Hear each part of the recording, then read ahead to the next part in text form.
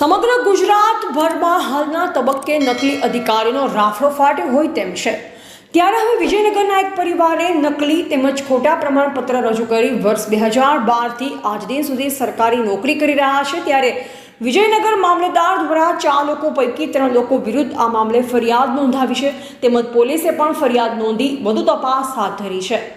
સાબરકાંઠાના વિજયનગરના વસાઈ ગામના એક જ પરિવારના 3 સભ્યોએ 2003, 2007 અને 2012થી અત્યાર સુધીમાં ખોટા પ્રમાણપત્ર બનાવી તેના આધારે સરકારી કર્મચારી તરીકે સરકારી નોકરી કરી રહ્યા છે।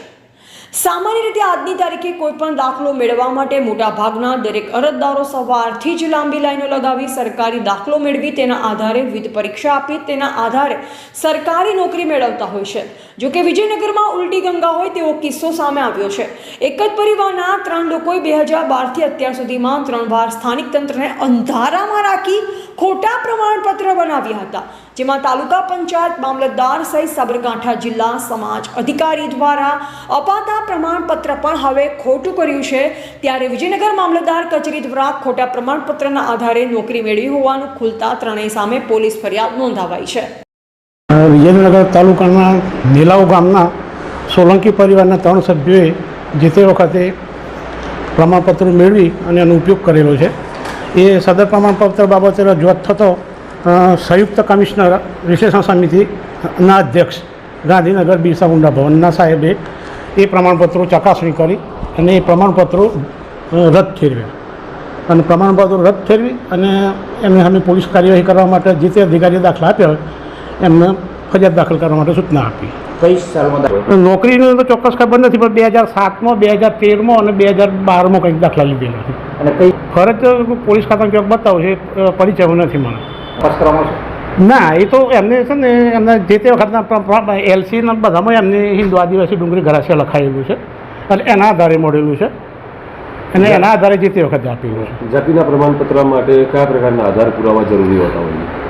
અત્યારે હાલ જે 2020નું 2018નું સરકારનું પરિપત્ર છે ને એ મુજબ તો મૂળ અહીંના સ્થાનિક હોવા જોઈએ, મૂળના આદિવાસી ગુજરાતના હોવા જોઈએ।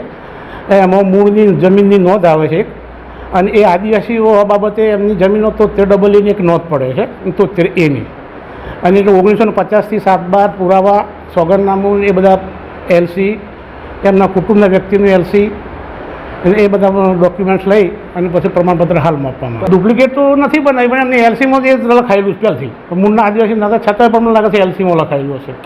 આના પર તો જે આદિજાતિના દાખલાનું નિયમન કરવાનું છે ને એના અન્વયે દાખલ થશે। ના, એ તો કમિશનર સાહેબ આમ તો આપણે તાલુકા વિકાસ અધિકારીથી પ્રમાણપત્રો એમને મેળવેલા છે, જિલ્લા સમાજ કલ્યાણ અધિકારીમાં છે પણ પ્રમાણપત્રો મેળવ્યા છે, એટલે જે તે અધિકારીને ફરિયાદ નોંધાવા કીધું છે। મામલતદાર કચેરીમાં વિકાસ અધિકારીના છે મેળવેલા છે, મામલતદાર ઓફિસના મેળવેલા છે અને ત્યાંથી પણ મેળવેલા છે સમાજ કલ્યાણ, જિલ્લા સમાજ કલ્યાણ। આ બાબતે હા, એમને જાણ કરી જ છે અને સમાજ કલ્યાણ શાખામાં જાણ કરેલી છે।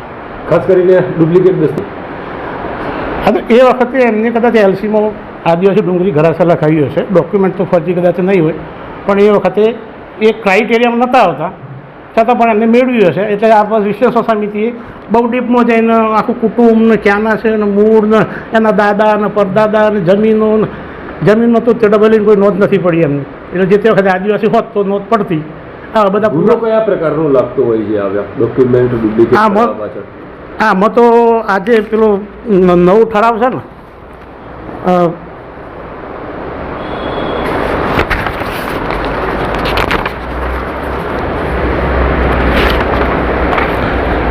એમાં છે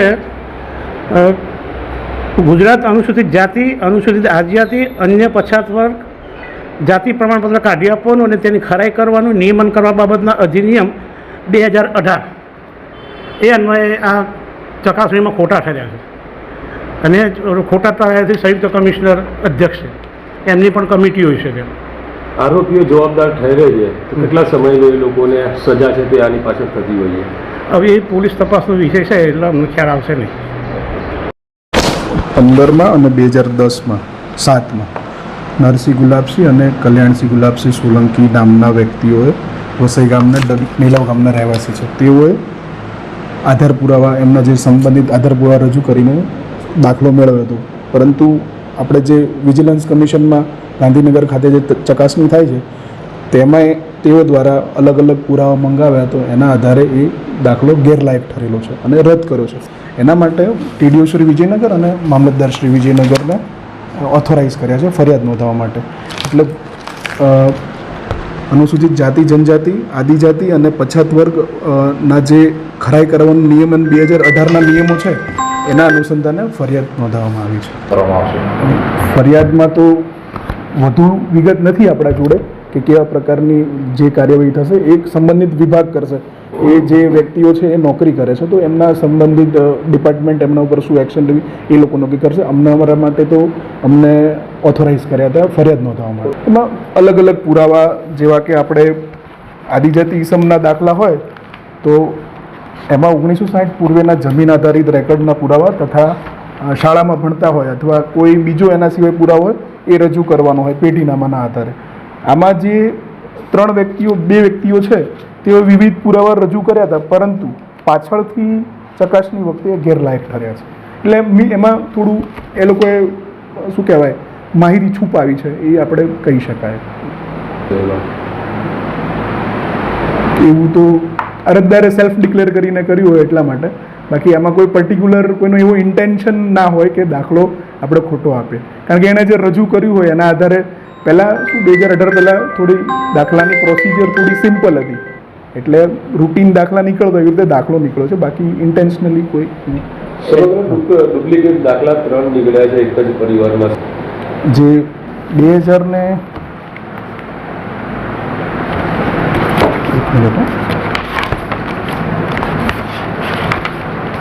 2023માં જેની ખરાઈ થઈ તો 2023માં આખી તપાસ થઈ અને 2024માં અમને રિપોર્ટ અહીંયા મળ્યો છે કે એક્શન લેવાની છે એ પ્રમાણે 2024માં ફરિયાદ નોંધાવી દીધી હતી અમે. બટ ડ્રાફ્ટિંગમાં જે ઓનલાઈન સોફ્ટવેર આવે છે એમાં કલમ નથી એડ થતી એટલે પાછું પુનઃ ડ્રાફ્ટિંગ કરીને ફરિયાદ નોંધાવી છે.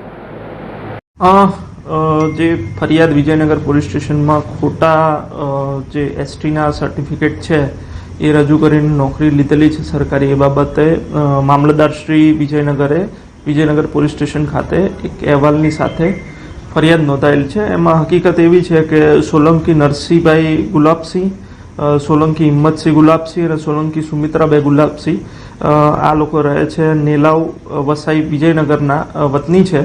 એ લોકોએ અલગ અલગ સમયે 2003થી 2012 સુધી વિજયનગર મામલતદાર કચેરી ખાતે ખોટા ડોક્યુમેન્ટ્સને ખોટું જે આધાર પુરાવા રજૂ કરીને ત્યાં મામલતદાર કચેરીથી STના સર્ટિફિકેટ પ્રાપ્ત કરેલા છે ને એના આધારે સરકારી નોકરીમાં અપ્લાય કરીને સરકારી નોકરી મેળવેલ છે.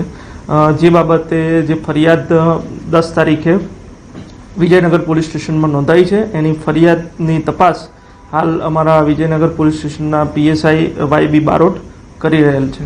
હાલ જે અહેવાલ અમને આપવામાં આવેલો છે મામલતદારશ્રી તરફથી એના આધારે અમે ડોક્યુમેન્ટ્સનું વેરિફિકેશન ને એ બધું કરી રહેલ છીએ અને આગળ જે પણ કાર્યવાહી થશે એ બાબતે આપને અવગત કરવામાં આવશે. સામાન્ય રીતે નકલી તેમજ ખોટા દાખલા બનાવી તેના આધારે સરકારી કર્મચારી બનવાના મામલે સ્થાનિક કક્ષાએ તપાસની તજવીજ હાથ ધરતા એક જ પરિવારના 3 લોકોએ અનુસૂચિત જાતિના હોવા છતાં અનુસૂચિત જાતિ આધારિત નોકરી મેળવી છેલ્લા 12 વર્ષથી સરકારી નોકરી કરી રહ્યા છે.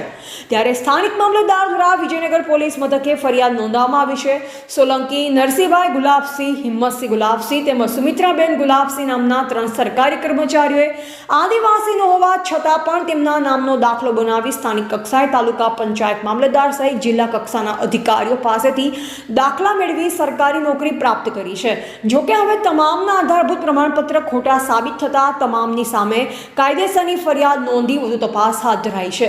જોકે નકલી પ્રમાણપત્રોના આધારે સરકારી નોકરી મેળવવાનો આ કિસ્સો ગુજરાતભરમાં તમામ કર્મચારીઓના પ્રમાણપત્રની ચકાસણી કરવામાં આવે તો અન્ય કેટલાય સરકારી બાબુઓના પગ નીચેથી જમીન ખસી જાય તેમ છે.